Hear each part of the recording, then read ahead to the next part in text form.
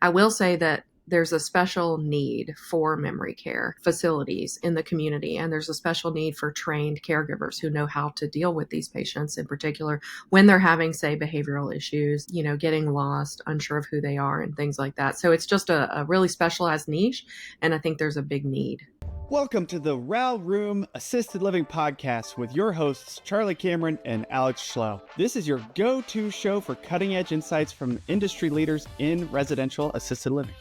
Whether you're ready to launch your own assisted living business or looking to invest in this fast-growing, high-impact sector, we are here to equip you with the tools, strategies, and confidence you need to succeed. Get ready to ride the Silver Tsunami and change the future of senior care. Now on to today's show.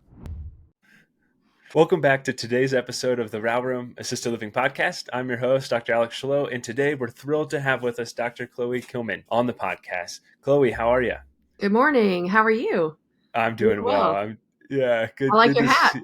Thank you. Some Row Room swag. We got to get you some. We're working on getting that figured out, but good to see you. Hope you're having a good Saturday morning. Thanks for taking the time to join us today on the podcast. Of course. Thanks for having me.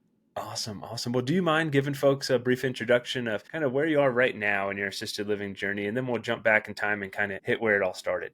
Sure. So I'm Chloe. I am a family medicine physician with an interest in geriatrics. I say an interest, but I'm actually double board certified in both. And I work only in geriatrics nowadays at an academic center. So I get to do some clinics, some hospital, some teaching, all the things, some speaking, lecturing. I really enjoy that. And also my husband, Nick, and I are in the process of building a memory care mansion, which is essentially an assisted living home, a large home for 16 residents. And we really hope it's a newer kind of assisted living model where people really have that personalized care, and it really is supposed to feel more like a big home.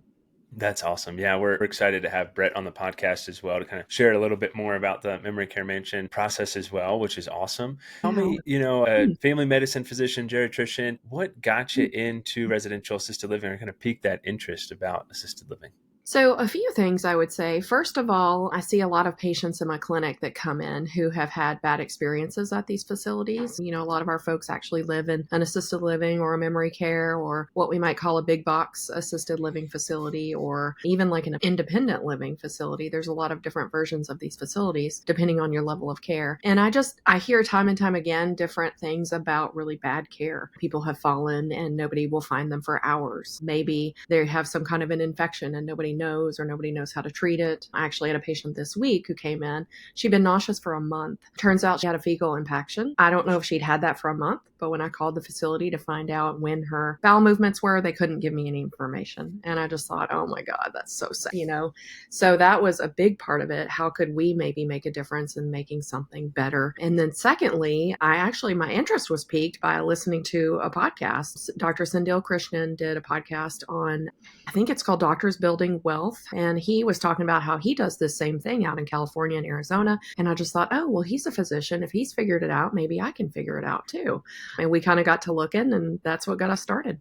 That's awesome. Yeah, Sendil is great. He's going to come on the podcast in a few weeks. I'm looking forward to hearing his journey with MD Senior Living, which is awesome. And it's so cool. I think physicians are really drawn to assisted living because we have those experiences. We've all been in those, big box facilities where it smells like urine and there's like one caregiver taking care of 30 residents. And exactly. It's just not the environment that I'd want to put my grandparents in, and certainly not the ones I think you would either. And residential assisted living offers such a great opportunity to make a huge difference in that, to provide that personalized care, to make sure, we're tracking things like bowel movements and so forth as well.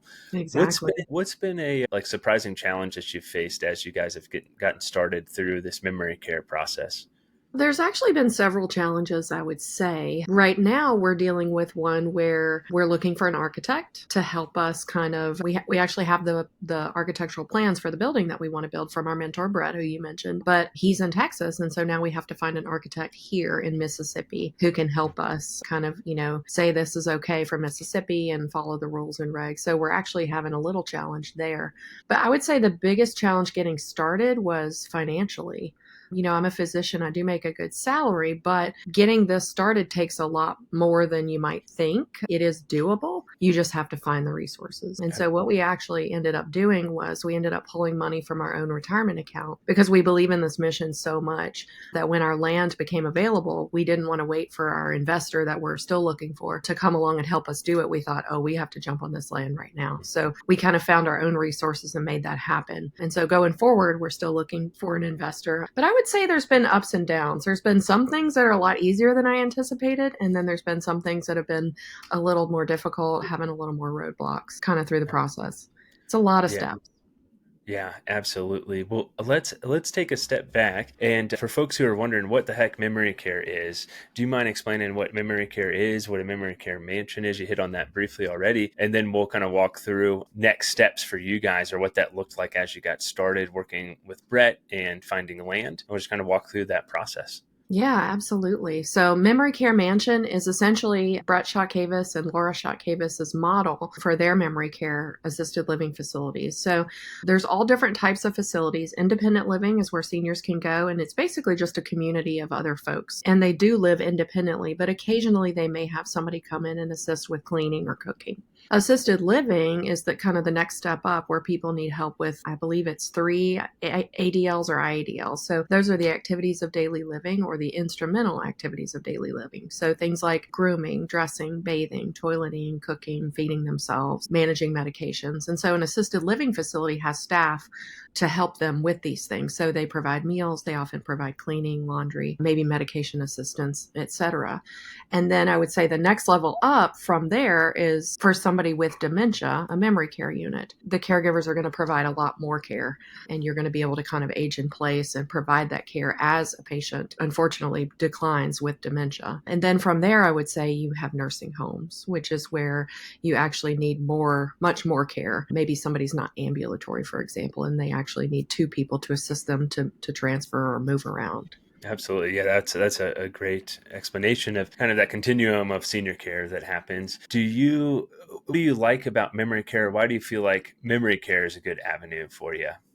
So memory care, I think in particular, is interesting to me because that's one of my specialties. So I work with a lot of patients with dementia and their families. And it's fascinating and heartbreaking. And there's so much we know about it, and there's so much we don't know about it. And unfortunately, there's no cure. We don't have any way to reverse it yet, although there are some promising discoveries coming up onto the horizon. But I think I have a special heart for it because I see it every day.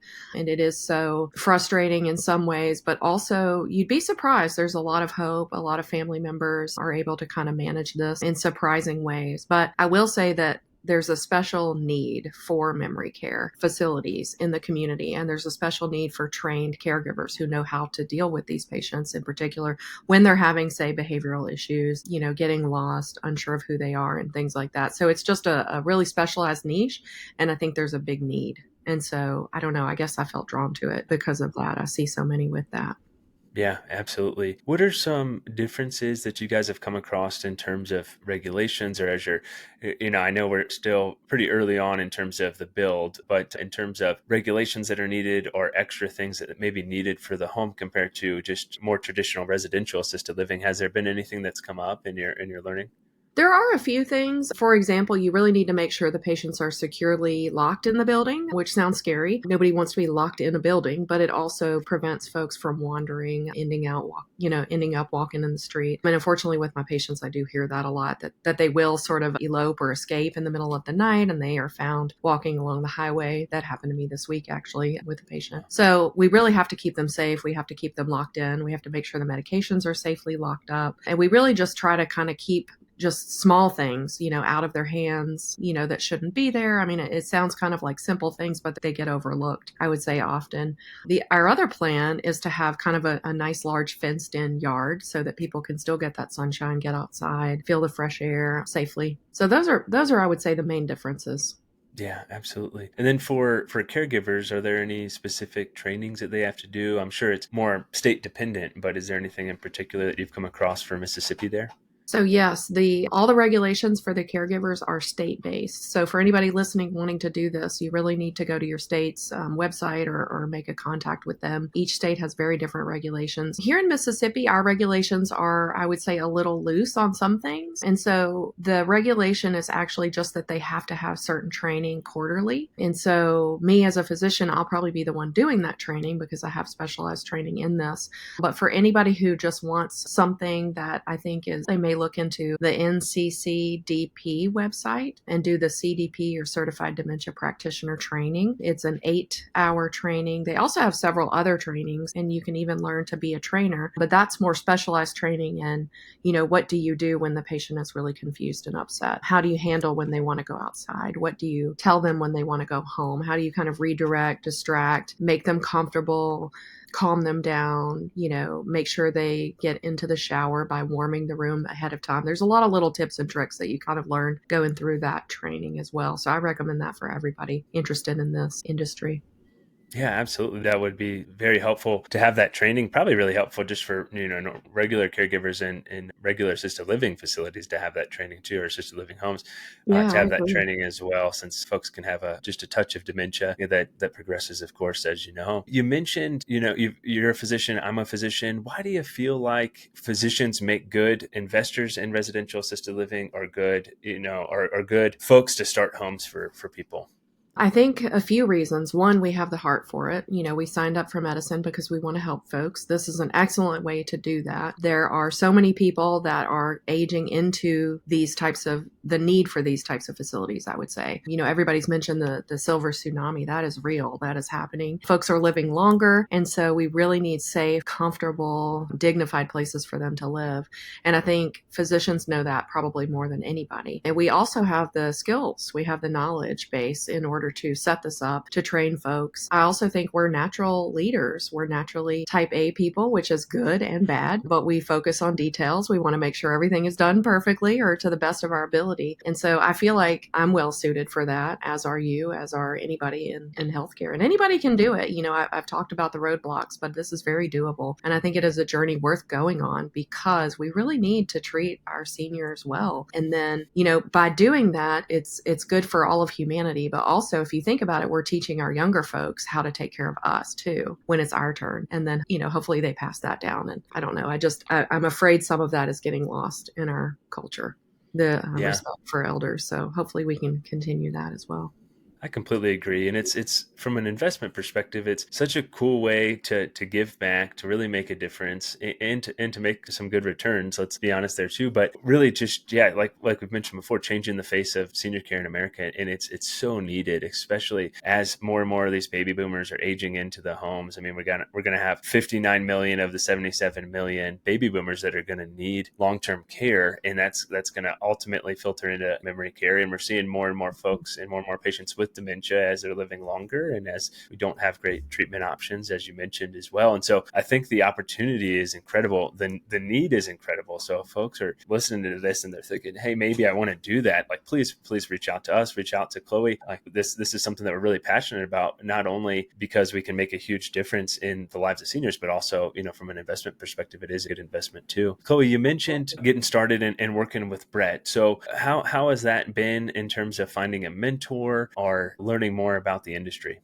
Sure. It's been amazing. So we went to a well-known residential academy to kind of learn about how to do this. And we felt like we did learn kind of the basics, but then we really felt like we needed somebody to kind of hold our hand, walk us through the process, just because there are so many ins and outs. There are so many steps. And so we actually found them on YouTube, I believe, and started, we reached out and we started doing I believe they have a free course online that you can kind of go through. And we really just liked their messaging. We liked what they were saying. We liked the way that they were doing things. And so and it's been really amazing. We can reach out to them anytime we have any questions. They have things laid out on their website as far as courses. They do weekly calls. And we actually just went out to an in-person event and we got to walk through the homes that they're building out in Texas, which is going to be the same exact thing that we're going to build here. And I can't even tell you like how amazing that was. It really got us fired up and we're so excited to hit the ground running.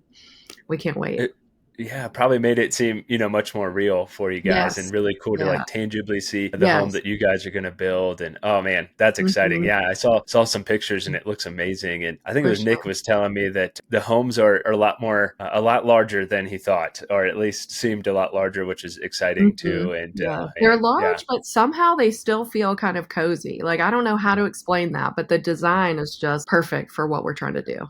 That's what's so cool about residential assisted living too, is that, we've all seen these big box facilities that feel like you're, in this hotel environment basically, and Mhm. it's not community based and it's not personalized, and it just doesn't feel like you have any sort of kind of independence. And that's the cool thing with residential assisted living, is just how like home like they can be and how cozy they can be. And, Mhm. it's just, it's awesome. I love it. I love it. Yeah. Personalized. Yeah. Yeah. Community for sure. Yeah. I know those homes that you guys saw there, they're still building those. And you guys, of course, are building yours as well. How has that process been, finding land, closing on the land, and moving forward? How's Mhm. that been for you, Chloe?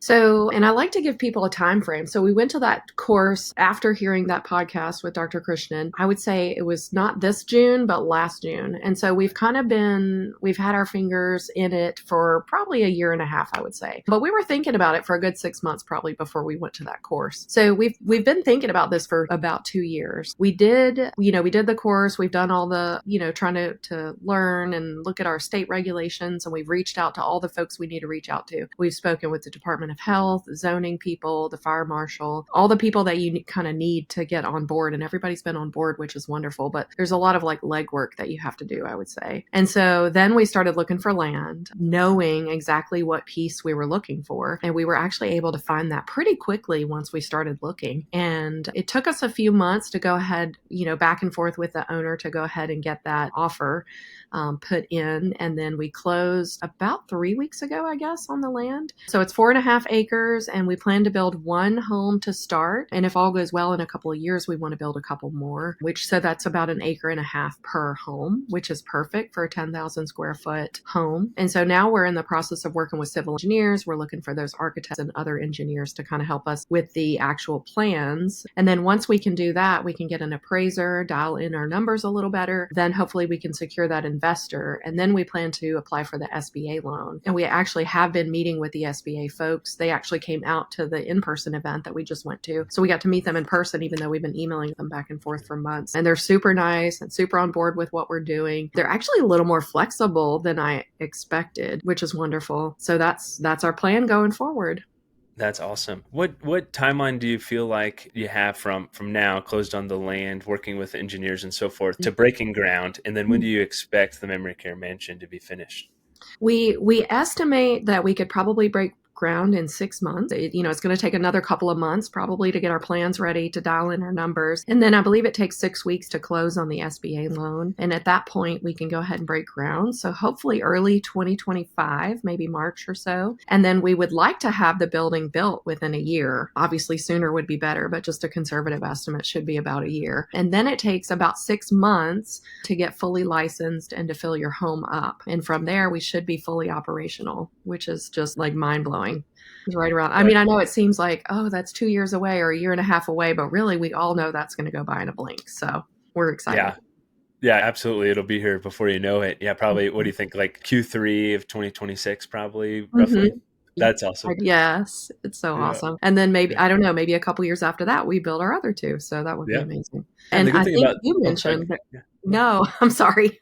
Yeah. I think you mentioned with the need, the 59 million folks, like if all of us who are interested in this now built 100 mansions or 100 homes of some kind, it wouldn't be enough. So like Yeah. just the thought of doing three, it's, oh man, that's wonderful, but it's just not even putting a dent, Yeah. So that's why I'm so glad you're doing this and we're getting the word out there, and hopefully other people are going to become interested and help us out with this huge problem.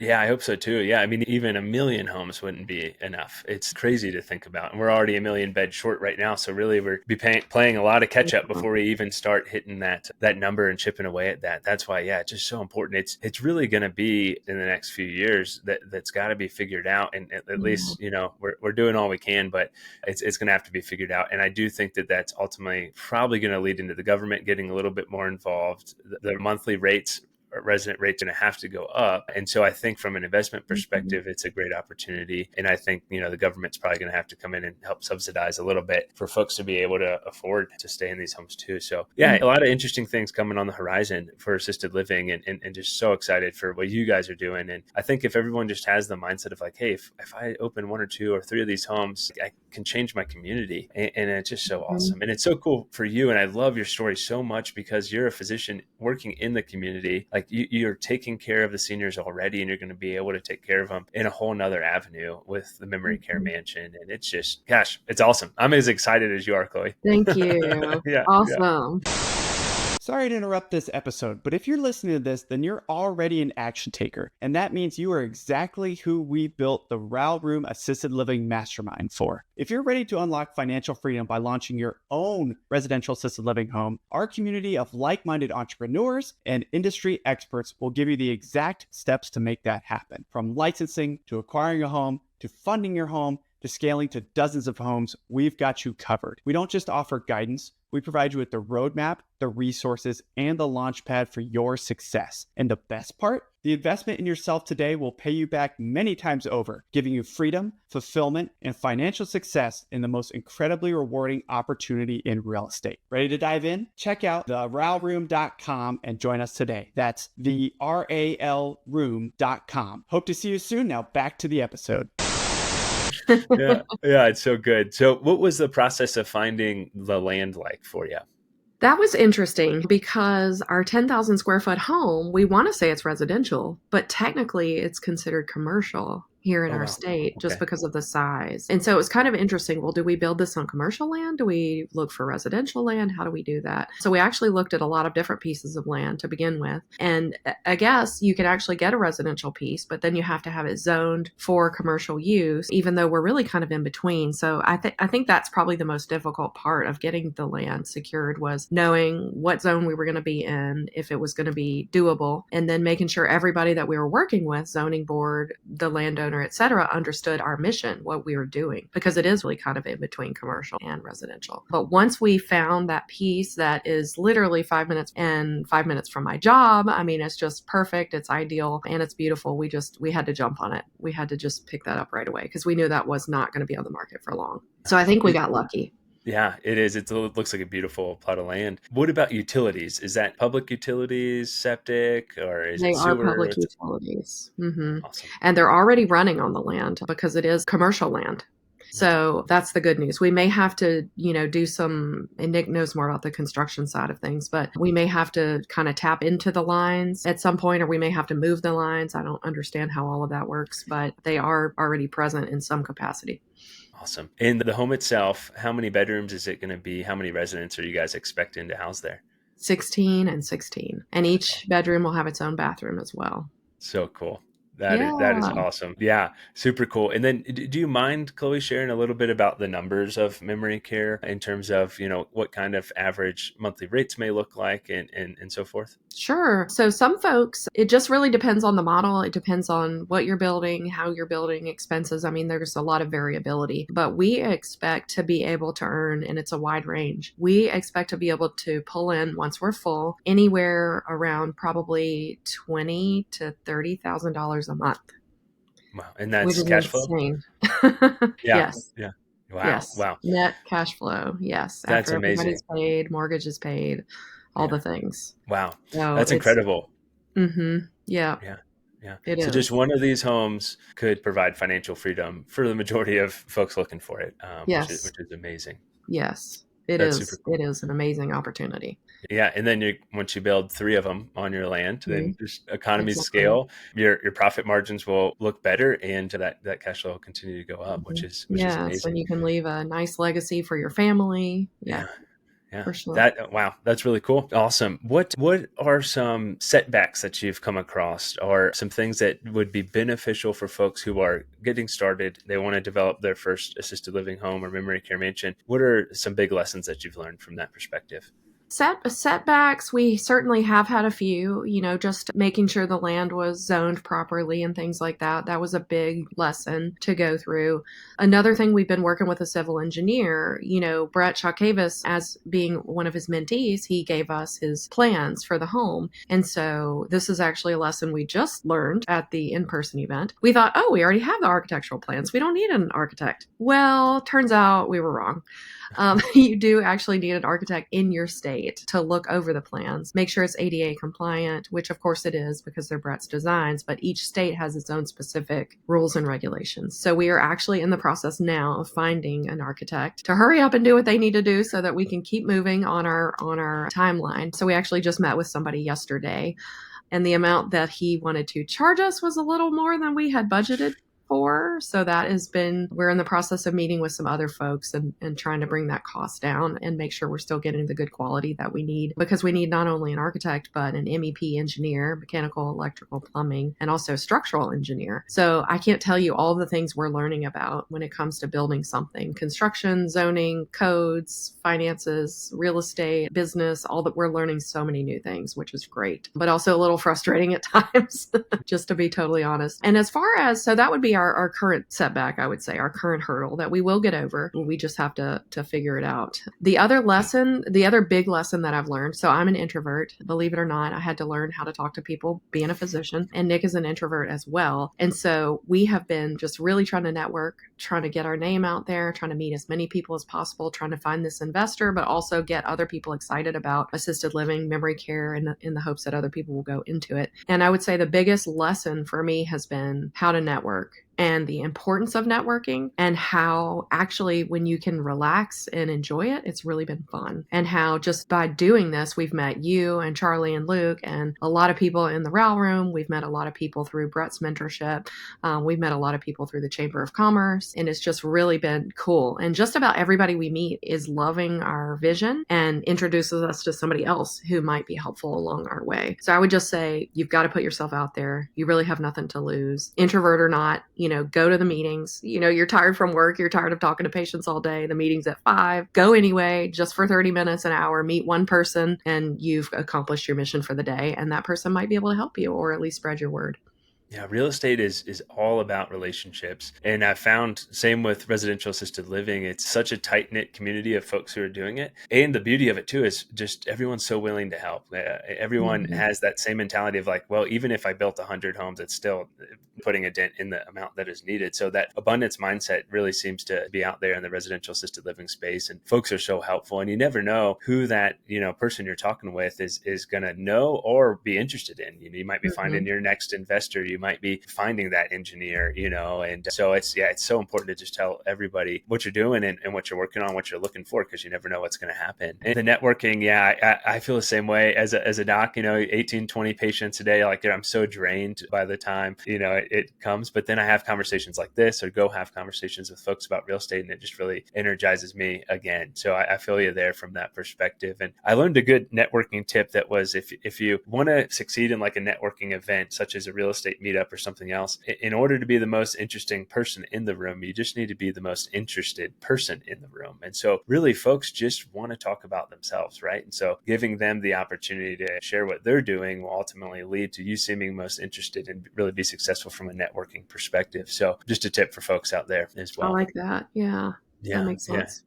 Yeah, that came from my buddy Brian Lubin, so I can't take full credit for it. But, Action Academy podcast. Yeah, he's awesome. Yeah, I started listening to him because you were on there. Oh, So, yep. Yeah. Mm-hmm.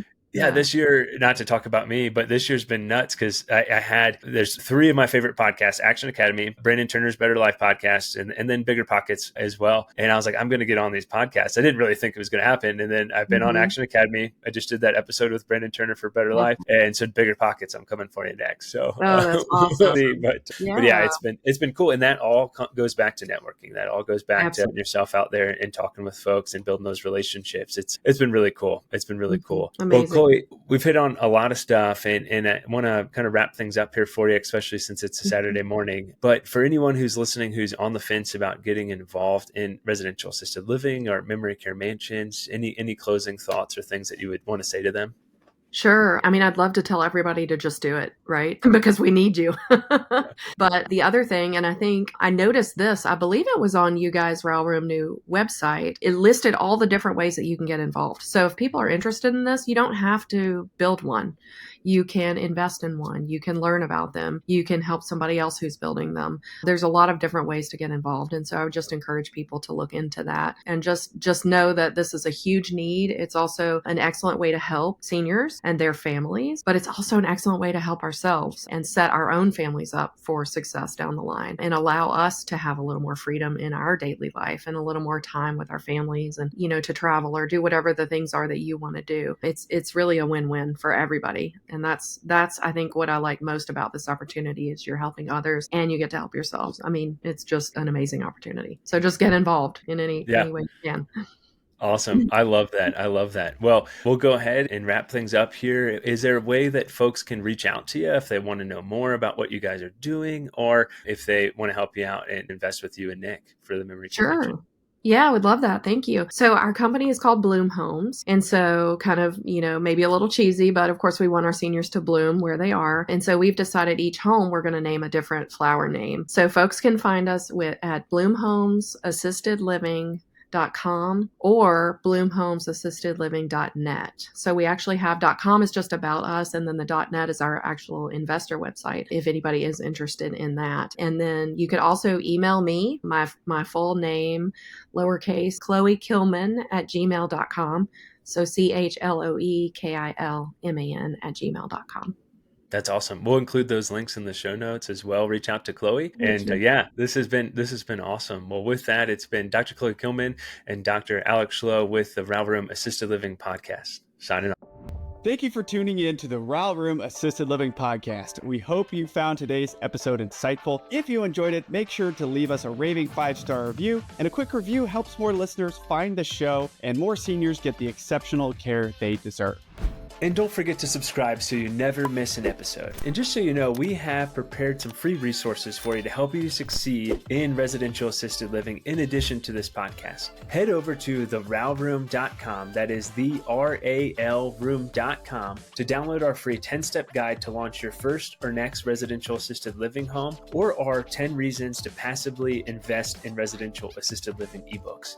And if you're ready to take the next step and make real moves in the RAL industry, join us in the Rail Room Mastermind. It is an exclusive community where we deep dive into everything you need to launch and grow your own residential assisted living business. You'll get access to recorded courses, live calls with industry experts, a RAL calculator, resources and tools, like-minded entrepreneurs, funding opportunities, and an expert networking community to help you along your journey. Be sure to join us next time on the Rail Room Podcast as we continue to explore the world of residential assisted living with more great guests. See you then.